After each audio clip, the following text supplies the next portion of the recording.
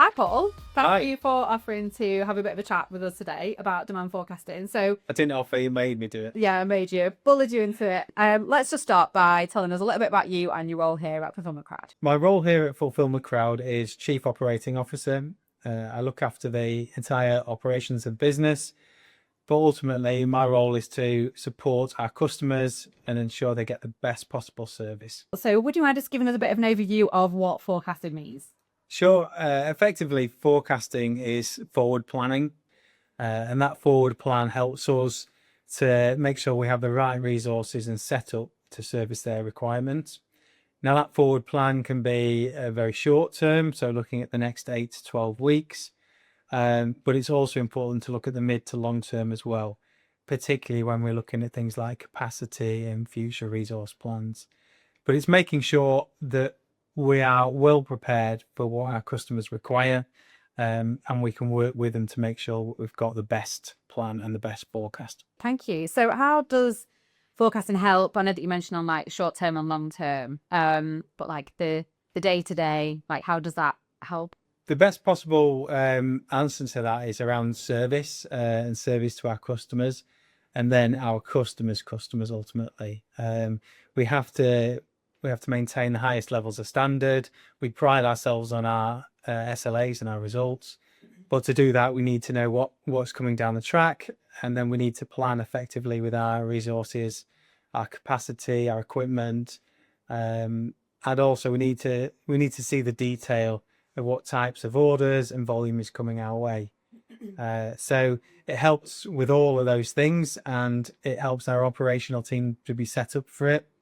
But it stretches further than the operational team as well. So it could be our customer support team, our onboarding team, and also our marketing team as well, so that we can celebrate the success together. And if there's growth plans or areas that our customers want to move into, then if we know what's coming down the track, we can support with that as well. What are the risks of not forecasting? If we don't have forecasting, or if we don't have some foresight into what's coming, we leave things to chance. We'll always react, and we'll always work as hard as we possibly can to meet customers' expectations. But there's always a limit to what can be done without a forecast. Sometimes there can be huge spikes, particularly in peak periods or new product launches. And that could be doubling resources in certain times.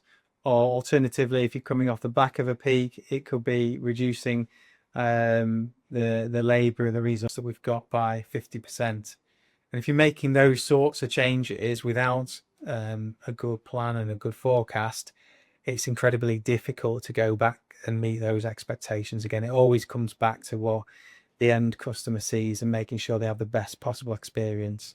But without forecasting, it puts that at risk or in jeopardy, and that's not where we want to be. Okay, thank you. So our super clever team of in-house developers who develop the Foresight. So would you mind just giving a little bit of an overview of how that works?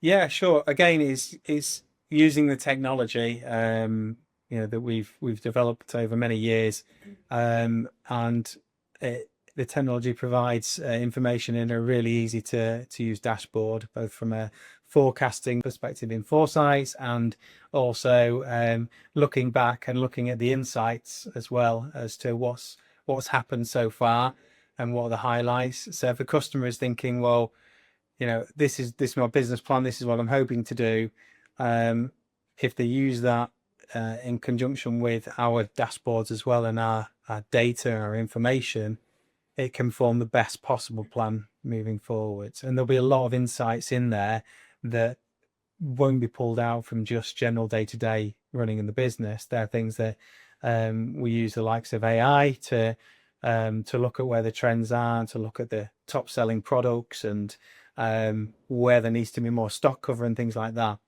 These dashboards and these tools that we have created help to provide all of that level of detail.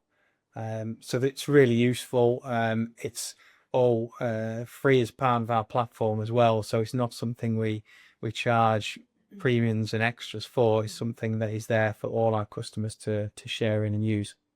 Okay, great. And finally, could you give me an example of the customer, don't need to name any names, but anybody that has utilized our technology and had, you know, positive growth experience off the back of it?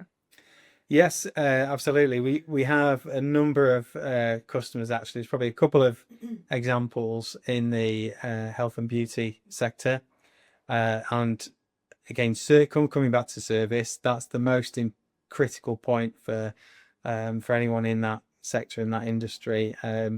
Whether that's regular subscriptions, whether that's being able to get things in the quickest possible time period, and making sure that the quality and the accuracy of what people have ordered is exactly what they're getting, and then getting the experience they need. But it's also quite volatile, or can be volatile, if there's certain promotions or certain trends in the market, or certain sponsorships and things that have been put forward. We need to be able to react to that and work closely with the customer.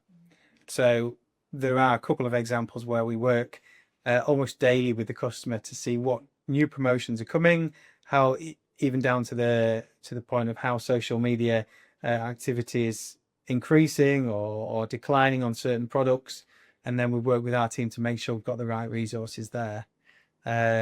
As we've moved more into the subscription models as well, with something else that we support with, the closer we are to understanding how those are growing and at what point in the month they take effect, that again helps us plan really well.